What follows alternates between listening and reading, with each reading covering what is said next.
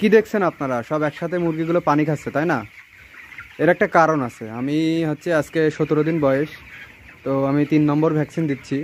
হচ্ছে গাম্বুরার ভ্যাকসিনটা কমপ্লিট করছি। 2 ঘন্টা আগে পানিটা তুলে রাখছিলাম, তো 2 ঘন্টা পরে 8 লিটার পানিতে 500 মুরগির জন্য ভ্যাকসিনটা গুলিয়ে দিলাম।